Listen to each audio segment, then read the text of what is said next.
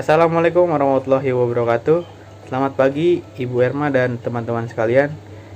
Kami dari kelompok 1 ingin mempresentasikan tentang faktor penyebab kepunahan keanekaragaman hayati yang diakibatkan oleh perburuan liar. Sebelum masuk ke materi presentasi kami, izinkan kami memperkenalkan diri kami terlebih dahulu.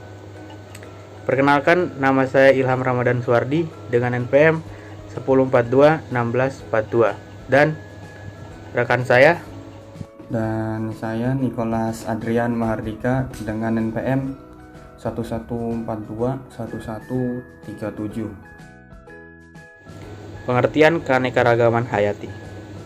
Keanekaragaman hayati atau dalam bahasa Inggris disebut biodiversity sebenarnya adalah jumlah jenis atau spesies. Profesor Otto Sumarwoto menjelaskan bahwa keanekaragaman hayati adalah pilihan-pilihan yang tersedia. Manusia yang hidup dengan banyak pilihan adalah manusia yang sejahtera. Keanekaragaman hayati mencakup keragaman jenis dan keragaman ekosistem. Proses evolusi menyebabkan timbulnya jenis-jenis baru dan kepunahan jenis terjadi pula secara alami.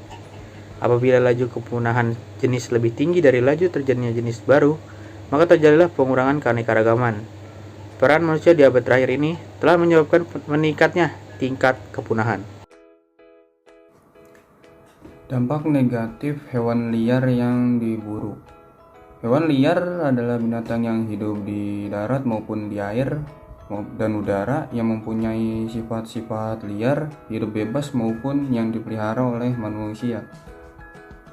Dampak negatifnya 1. Terjadi kepunahan di berbagai jenis hewan. Perburuan hewan liar digunakan untuk keperluan kepentingan ekonomi manusia dengan mengambil bagian-bagian hewan tertentu. Kebutuhan manusia semakin meningkat dikarenakan perburuan hewan yang semakin marak ini. Yang kedua, penyempitan area hutan. Efek dari perburuan liar secara tidak langsung jadi berdampak pada berkurangnya kualitas ekosistem di luar hutan. Lalu ketiga, penyakit zoonosis. Perburuan hewan liar sering dikonsumsi atau digunakan untuk obat. Namun kebanyakan hewan yang memiliki penyakit zoonosis yang menular ke manusia. Akibatnya banyak terjadi kasus yang disebabkan dari penyakit yang dimiliki hewan tersebut, seperti H5N1 atau yang disebut flu burung. Upaya pencegahan kepunahan keanekaragaman hayati Indonesia. Indonesia sebagai negara yang kekayaan keanekaragaman hayati memerlukan kesadaran penuh agar dapat mempertahankan dan melestarikan keanekaragaman hayati ini. Hingga saat ini, pemerintah telah melakukan berbagai upaya untuk menjaga kelestarian keanekaragaman hayati.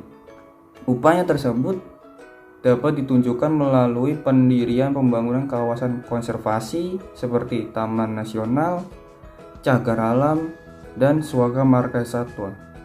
Pada tahun 2019 juga membangun 50 unit saktuari atau pusat konservasi sebagai bentuk dukungan pengelolaan dalam peningkatan populasi yang dimiliki fungsi sebagai pusat konservasi satwa punah, pusat studi spesies endemik, objek wisata baru, dan atraksi. Penyelamatan keanekaragaman hayati Indonesia tidak dapat hanya dilakukan oleh pemerintah saja, tetapi juga harus diimplementasikan oleh semua pihak sebagai upaya untuk mengantisipasi meningkatnya laju kemerosotan keanekaragaman hayati akibat perubahan iklim.